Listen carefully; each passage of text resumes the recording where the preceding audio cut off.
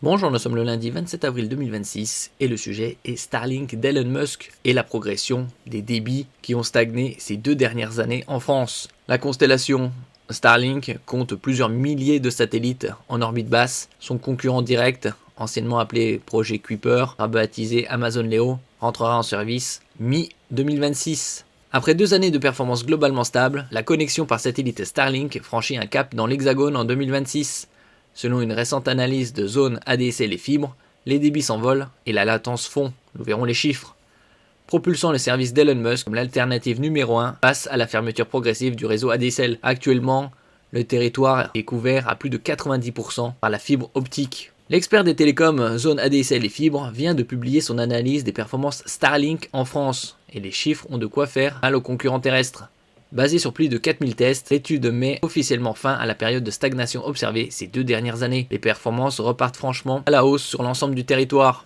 N'oubliez pas de vous abonner pour plus de news sur le monde de la high-tech ainsi que les bons plans, également sur mon Twitter et en description sous toutes mes vidéos. Vous pouvez les retrouver dans mes playlists et voir mes articles sur mon blog, tous les liens seront en description. N'oubliez pas de mettre un j'aime, un commentaire, de partager et de cliquer sur les liens en dessous de mes vidéos pour soutenir la chaîne. Prochainement, il y aura les French Days pour une durée d'1 semaine, je ferai des publications quotidiennes sur les meilleurs bons plans de la high-tech.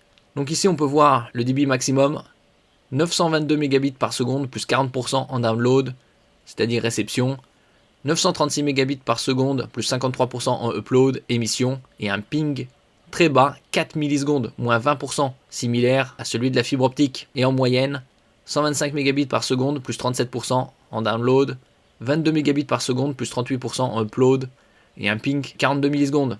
Donc des scores très intéressants. Actuellement, on peut trouver le kit standard fixe à 280 € au lieu de 350, je mettrai les liens en description, et le kit mini à 200 €, similaire à une feuille A4 au niveau de ses dimensions. Une infrastructure massivement renforcée. Comment expliquer ce coût d'accélérateur alors que la base de clients a doublé en un an? La réponse se trouve en orbite terrestre basse. Le parc de satellites a franchi les 9000 unités actifs. C'est une constellation colossale, avec une nouvelle génération de matériel plus efficace en orbite.